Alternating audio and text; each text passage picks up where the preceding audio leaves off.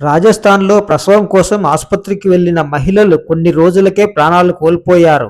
3 నెలల్లో 19 మంది తల్లులు మరణించారు. ఇందులో బికనీర్లోని ఒకే ప్రభుత్వ ఆసుపత్రిలో 3 మహిళలు మృతి చెందడం దేశవ్యాప్తంగా చర్చకు దారితీసింది. తాజాగా 25 ఏళ్ల కమలా మేఘ్వాల్ సిజేరియన్ ద్వారా బిడ్డకు జన్మనిచ్చింది. మొదట తల్లి, బిడ్డ ఇద్దరూ క్షేమంగానే ఉన్నారు. కానీ మరుసటి రోజే ఆమె ఆరోగ్యం ఒక్కసారిగా క్షీణించింది. డయాలసిస్ చేశారు. మరోసారి శస్త్రచికిత్స కూడా చేశారు. వైద్యులు తీవ్రంగా ప్రయత్నించినా చివరకు చాలా అవయవాలు పనిచేయక ఆమె ప్రాణాలు కోల్పోయింది.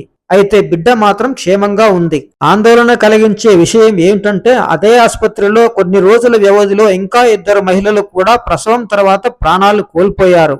ముగ్గురికి సిజేరియన్ జరిగిన 24 గంటల్లోనే మూత్ర విసర్జన ఆగిపోయింది.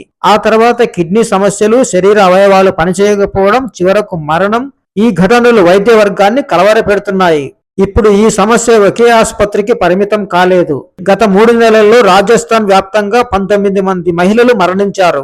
కోటాలో 5, బికనీర్లో 3, జోధ్పూర్లో 2, మిగతా మరణాలు భిల్వారా, బన్స్వారా జిల్లాలో నమోదయ్యాయి. దీంతో రాష్ట్ర ప్రభుత్వం కూడా అప్రమత్తమైంది. వరుస మరణాల నేపథ్యంలో రాజస్థాన్ ప్రభుత్వం కీలక నిర్ణయం తీసుకుంది. జూలై 15 నుంచి 5 రోజుల పాటు రాష్ట్ర వ్యాప్తంగా గర్భిణీలందరికీ ప్రత్యేక ఆరోగ్య పరీక్షలు నిర్వహించనుంది.